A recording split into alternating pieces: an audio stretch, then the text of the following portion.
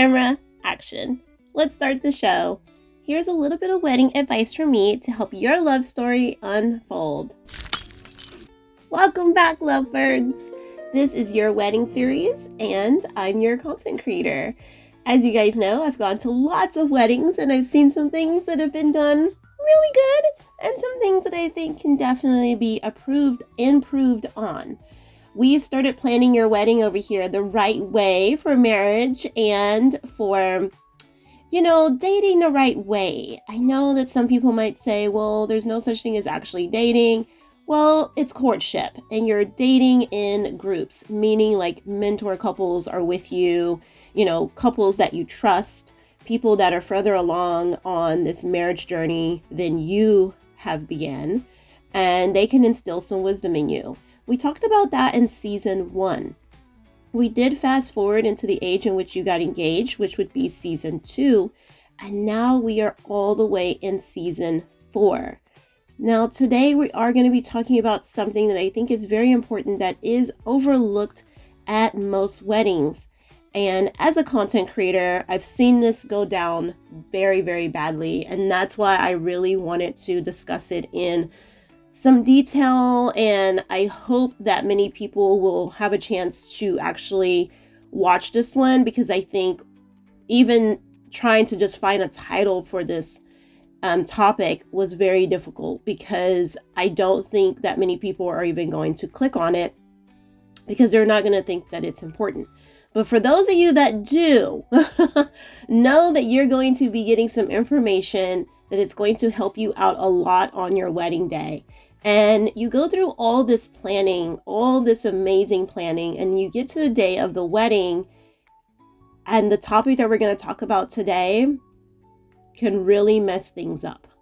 Okay? It can really, really mess things up. So, we are going to be talking about the wedding officiant. I'm making a few notes here. We're going to be talking about the wedding officiant. Okay.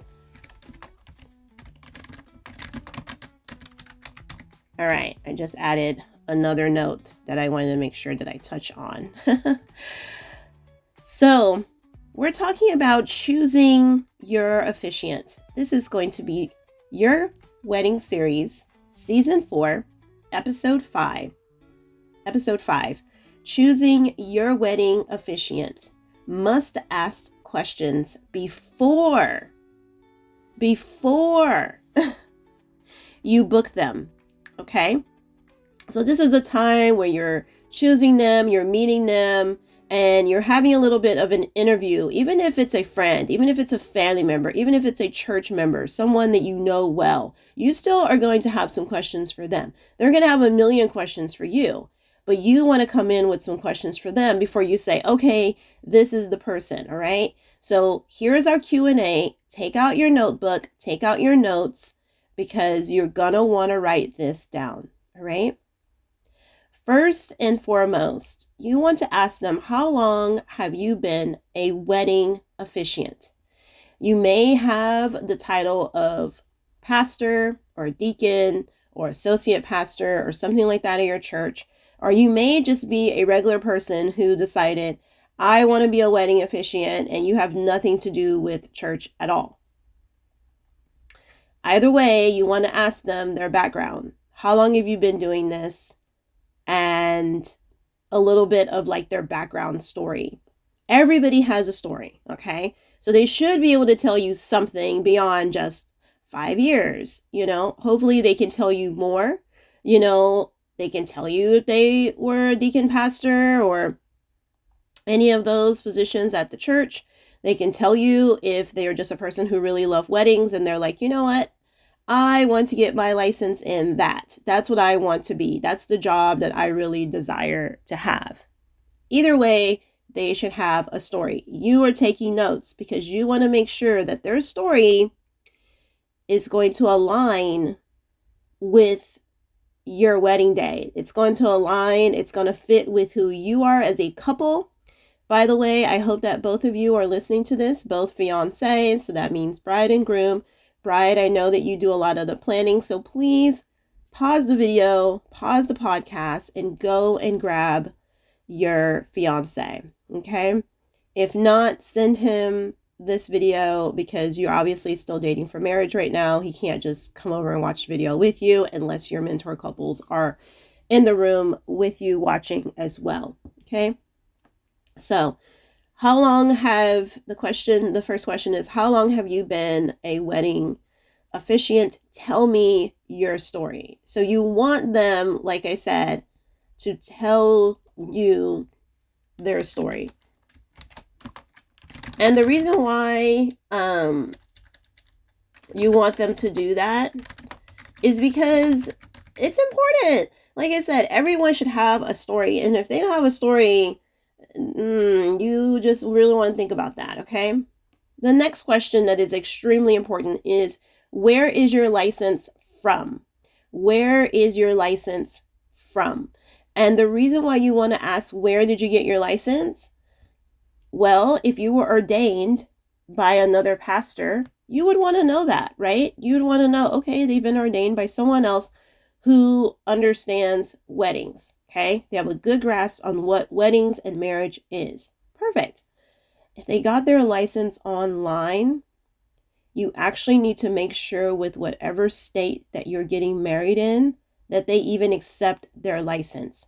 There are many states out there who do not accept online pastor licenses, and so are wedding officiant licenses. So if this person says that they got their officiant license online, then you both need to check with the state. They need to have already checked with the state. I mean, they should already have this information for you, but then you want to go ahead and double check as well, okay? Because you want to make sure that what they're presenting to you is correct, okay? It's just being very formal. You have to be with this part because you will end up not married. You will end up not legally married if that person is not legally able to perform weddings in that state. And this does happen. This does happen. People find out they're not even married. And so you don't want that. Like I told you guys, I've gone to some weddings and I'm like, some things that have gone really great and some things that it could be done better. This is one of those areas that I think could be done better. Okay. So, and we can't forget this area. We can't forget this step. Everyone gets so excited about the flowers, and you need to be worried about the wedding officiant as well. Okay. Or even more so than some flowers that are going to die in a day or two if somebody doesn't take care of them. Okay. So there's that. So now you've got to see where his license, or, where their license is from. And after you find out where the license is from, now you need to go and check that it's accepted through the state in which you are getting married in. Now, obviously, you can go to the courthouse and get married through the courthouse, and then for your legal ceremony, and then you can have your wedding ceremony and reception, like the big to-do. You can have all that separate with someone to marry you that got an online license, and it doesn't matter about the state because you already have your actual marriage license through the courthouse. So it won't really matter. You guys understand where I'm going here. And then you end up with two ceremonies. The next thing you want to ask them about is their style. And when I talk about their style, I mean, like, are they going to be traditional? Do they have traditional vows that they say for every wedding that they perform? You want to ask them about this. And I'm going to throw in kind of like a bonus question here at the end that's like really, really fun. But I'm going to wait to the end to throw it in here because I don't think y'all going to be ready for that one. And we may talk about it in a separate episode, but I'm going to throw it in here as like a little sprinkle. So ask them about their style. Are they going to be like more of the like traditional wedding style where it's like the traditional vows from the Bible and things like that? Or are they going to be this more contemporary liberal style that is like, yeah, you guys can write your own vows and I've made up some stuff that I like to say, okay, if that fits with who you are, go for it. But if that's not who you are and you don't want to do the traditional and they're like, that's not really me, like you really should do it my way, you may want to move on. Okay, you may want to move on. So it's like the traditional versus the contemporary liberal styles when it comes to weddings. I'm making another note here. And like I said, it's just, guys, listen, it's your wedding. You're going to have to figure out what you want. But a lot of people don't know what they want because they haven't sat down and done any homework to figure out what they want. So then what ends up happening when you don't know what you want? The world will tell you what you want. And you don't want that. So it's important to look at these. Okay, so let's keep going. Let's keep going. You want to ask your wedding officiant. Before I get to this, I've seen some wedding officiants that look very scared. They look like they're super nervous to be in front of an audience. The day is really not about them at all. It's about the couple that's getting married. But I think it's because they're standing in front of the room. They think that all eyes are on them and no one's looking at them. No one is worried about them, okay? Everyone is looking at the bride and groom. Everybody. That's why they're there at the wedding, is a witness to them, okay? And so I've seen people get up there and they're so afraid. When I'm interviewing a wedding officiant, if I were you, I would look at their confidence level. You know, how are they sitting at their chair? Are they doubled over? Are they sitting up confident? Which one is it? You know, look at their confidence level. Look at their posture. Look at the way that they're speaking, okay? Their posture, their speech, their tone. Like, look at these things. Pay attention, okay? Pay attention. Because if they are this way in the room when you're interviewing them, they're more than likely going to be the same way on the day of your wedding, and that's not going to be good. That's not going to be good, okay? You want someone who's confident in the job that they have taken on to officiate weddings, okay? You want that. And that's why I say you can do all the planning in the world. You do all this beautiful planning, and then you don't even know. You get there on the day of the wedding, you're like, what is going on with this person? Like, what is happening right before my eyes? You go back and you like look at your video or look at people's videos that they've taken. It's like, oh no, this is not good. And trust me, guys, it does happen. It does happen. So trust me on this. So while you're in that Q&A with them, in that interview session, you want to be looking at their confidence, their posture, their speech, their tone. How are they carrying themselves as a whole? Okay. And so that's important too. Now we can get into this next part, because if they're not confident, they're definitely not going to be able to do this next part.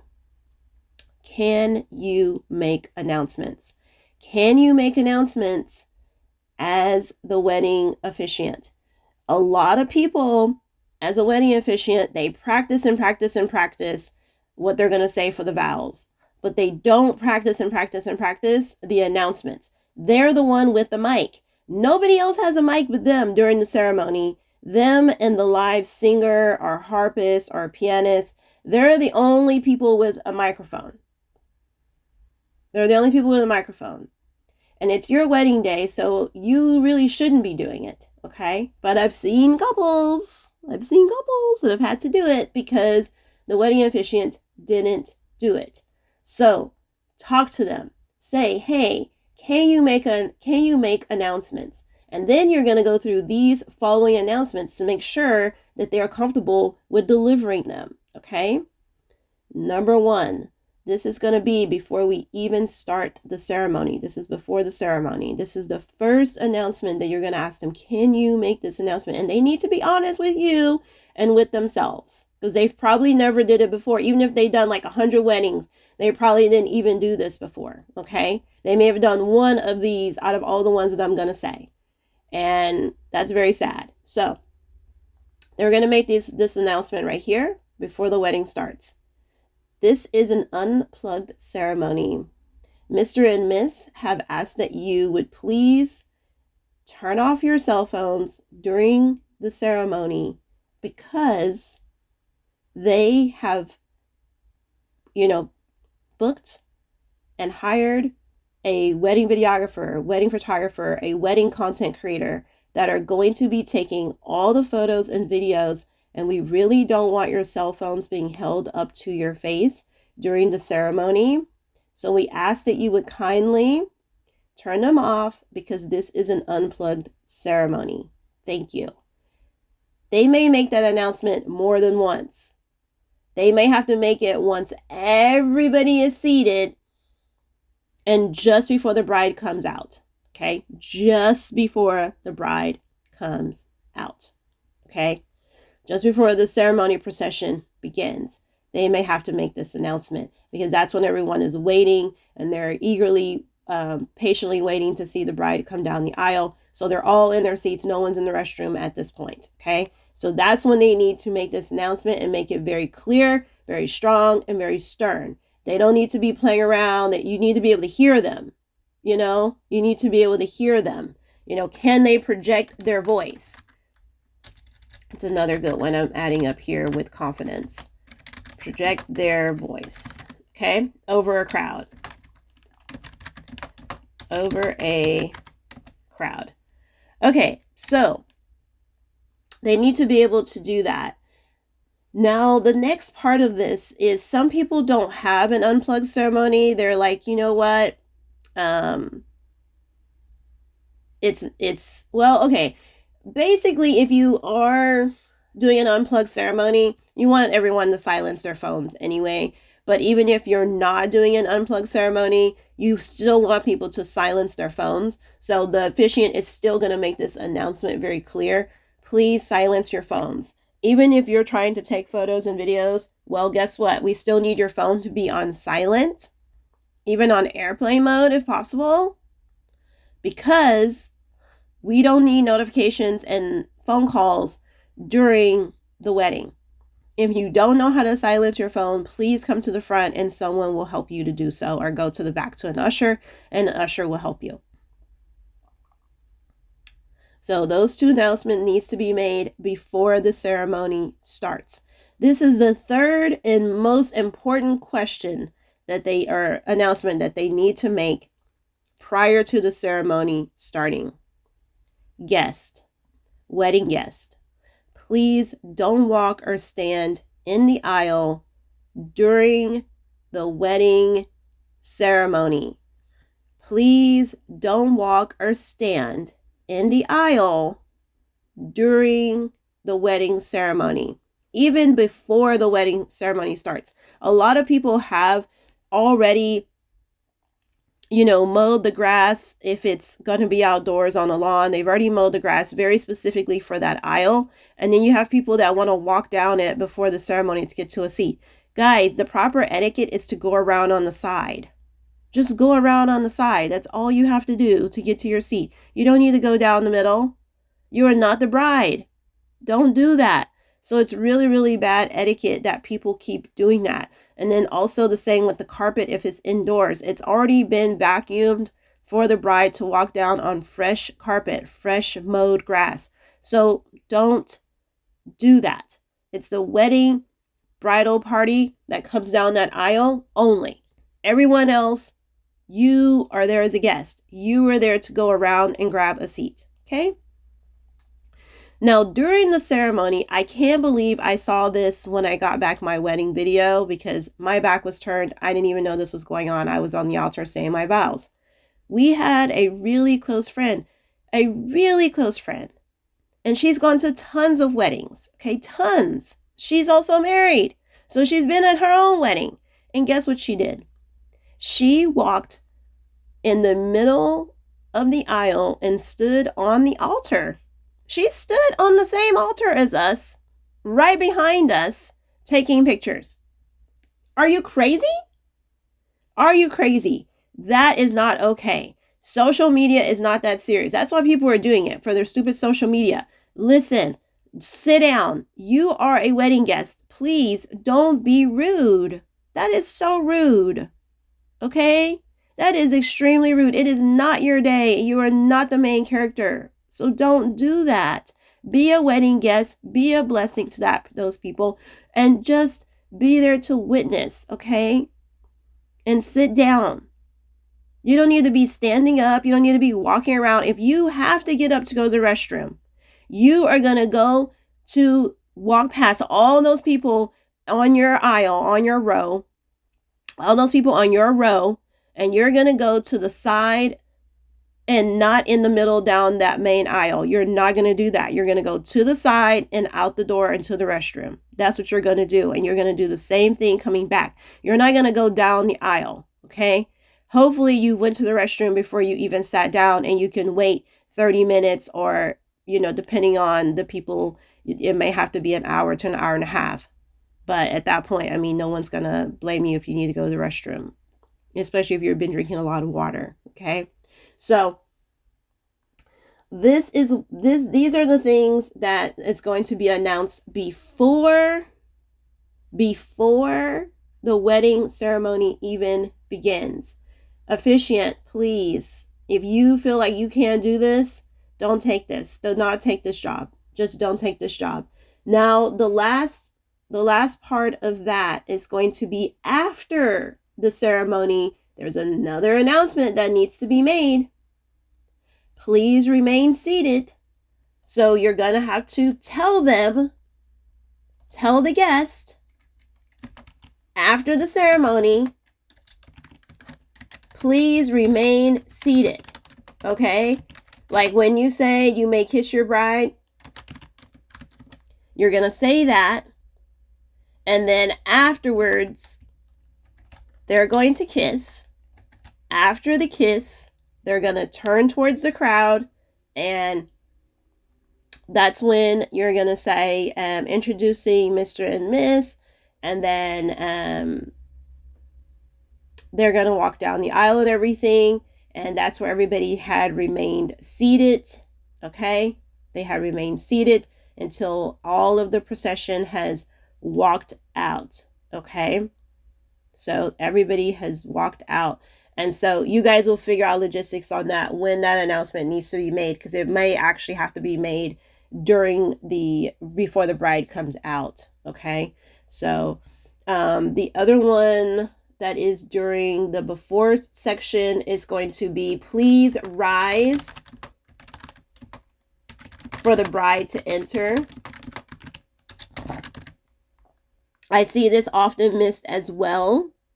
I'm just baffled. I am just baffled that this is even a thing, okay? That officiants are too scared to even say, please rise for the bride to enter the room, okay?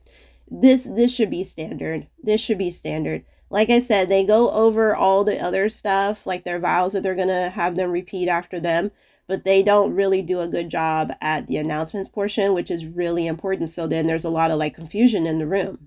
Okay, now that last little part is going to be, where are the guests going to go after the procession of the bridal party? A lot of times they want to go find the bride and groom and go grab their pictures. And it's like, no. The bride and groom are getting ready for the reception for the grand entrance. They can't talk to you right now, sadly. They would love to.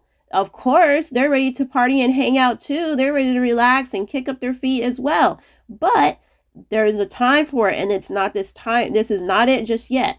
So the officiant needs to tell them where to go after the ceremony. And that could include many things. It can include the appetizer hour. So maybe you're going to have a little appetizer hour for them, where you're going to have appetizers in the foyer before you get into the reception hall. So you may have like an appetizer hour or 30 minutes, whatever it is. So you're going to have appetizer hour. And so you tell everybody to go there. You may have games, there could be like, you may have some large games set up, some oversized games that are set up out there. You may have like interviews with the content creator. So maybe the content creator is walking around doing interviews from the guest. So that's really, really good as well. So things like that. Like, you're a content creator, that's me. We love to get those interviews during that time, because then it doesn't break from the reception, it doesn't break from the ceremony, and so we get to grab some of those, and then also get to be back with you to make like any kind of short videos that you want to make, little skits and things like that during that time as well. It's enough time for us to get all of that done. So the officiant needs to tell the guest where are they going. They can also remind them, go use the restroom during this time. Go grab some water. Go grab a refreshing beverage. You know, all those type of things to let them know, hey, this is our intermission. This is our intermission. Go take a small break, and then we're going to be getting ready for the reception. Maybe you need to go change your shoes at the car. Go change your shoes. You know, all kinds of things that he can give them ideas on what to do. But please, right now, we don't need you like looking for the bride and groom. They are getting ready, and they're going to be back out for their grand entrance of them now being Mr. and Miss. Now, listen, I've seen people take longer than an hour, like an hour to an hour and a half in between. And it's because like they're really basking in the moment of being newlyweds. Like, they're literally just newly married, like newly wedded, right? So they are very, very excited. They are just like on cloud nine. And yeah, so now we're going to get to this little bonus question. And like I said, we will probably break this down in another episode later. But today I'm just going to kind of sprinkle it in. This is a bonus question. Where will you stand? Ask the officiant, where will you stand during the wedding ceremony? I've currently been seeing that people have been having the officiant stand to the side and having the bridal couple still stand in the middle on the altar. You can still hear the officiant when they're standing to the side. That is not going to take away from your day in any way. So you definitely could do this. And I actually think that it's a great idea. I really don't like looking back at photos and seeing the officiant in the middle of every single photo when you're on the altar. I'm so glad that someone has thought of this, and I think that more couples should. So like I said, we'll break it down later, but just ask them, where will you stand during the vows? And they will tell you. They will tell you where they normally stand or where they would prefer to stand. And so you'll just have to see if that aligns with what you guys would want. You know, what do you guys want? Like I said, this is your wedding. So you just have to see, okay, is that what we want to do? Does that fit with what we want for our beautiful day? We are now at the budget binder. Who is paying for this? So this is our segment where we find out who is paying for this portion of the wedding. Now, typically we've seen that the parents of the bride have been paying for like a lot of things, right, thus far. But traditionally, this one is paid for by the groom himself. This is a groom's payment portion, and this is going to be for the wedding officiant's fees. So any fees that are associated with the officiant. It's so surprising to me, guys. I always thought that the wedding officiant was free. I always thought, why would this be a cost? Because if people were getting married in weddings at the church that they attend, why would the church charge them anything? And why would the officiant charge them anything? Why would there be any fees associated with getting married at church, you know? So I don't know if maybe eons back you did not pay someone for this, but I don't know where that came from in my mind that I thought it would just be for free. So I was obviously very mistaken, and there is a fee associated for the officiant, and this is paid for traditionally by the groom. Now listen, I always tell you guys, I don't know who's paying for your wedding. This is just my advice and tips on telling you who pays for things traditionally. You guys will have to figure it out. We are now at the Be My Guest segment. I love this segment so much. It's a chance for me to ask you to be my guest here on your wedding series podcast. Oh man, I love it. I love it. I love it because it's an exciting time in your life. You have a love story that you want to share with the world. And so why not? Why not come on a podcast that's all about your wedding series? I mean, it's yours. It's your wedding series. So why not come on out and tell your love story, right? The world wants to hear it. I want to hear it. And I know you want to share it. And so who am I looking for on this episode? Every episode, I'm looking for someone a little bit different. So who am I looking for? I am going to be looking for brides and grooms who have picked out their wedding officiant. They're about to pick out their wedding officiant, or they've already gotten married and they know what it's like to pick out their wedding officiant. If you are in those categories and you have a story to tell, you feel like, hey, there's something that she missed as your content creator, there's something that she missed and I really want to share some more, or she nailed it. All the stuff that she was talking about was like spot on. I wish I would have asked those questions, or I did ask those questions. Maybe you're the person that did have those questions already in mind and you're like, yep, I asked them, I made sure, and like it went according to plan. Maybe you asked them and it went not according to plan. And so like you want to talk about that, you want to share just to help other brides and grooms who are going to be on their journey too, right? So that's what this is all about. It's about helping each other because we do so much research online. But why not have a community that's actually here for each other better than just reading some articles online, right? We get to hang out, we get to talk. I am going to send you over some interview questions once you send me an email, and you will check out the interview questions and see if they fit well with you, and we'll discuss it. And whenever we decide, we will do a video call together. Oh my gosh, we'll do a video call. We'll hang out, we'll chat about wedding stuff. And then I will share the video on your wedding series podcast so that the world can see it. Okay. Now, how are you going to be able to send me an email? Well, first you need my email address. And so my email address that you can do that to get the conversation started is yourcontentcreator@yahoo.com. And guess what? You guys know what I'm about to say. This is now the end of the episode. I hope you guys enjoyed this one. I know it was different. I know that most people don't think about the wedding officiant. They think that they already just know what to do.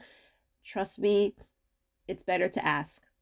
Because so many people assume that, and then they get there and it's a mess. It's a complete and utter mess. So make sure that you ask these things. If you've got questions, you can send me an email. We can talk about it. You can put in the comments.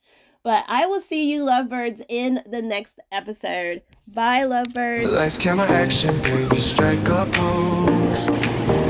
Phones and cameras out, just watch it all unfold. We're the stars of the show, ain't no need for filters. Living life through the lens, capturing our breath. Put away your phones and cameras, let the good times roll. Our content creators got it all under control.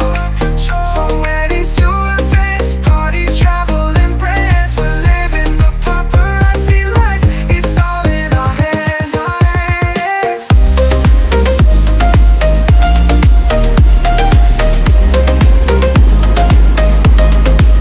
Lights, camera, action, we're ready to go.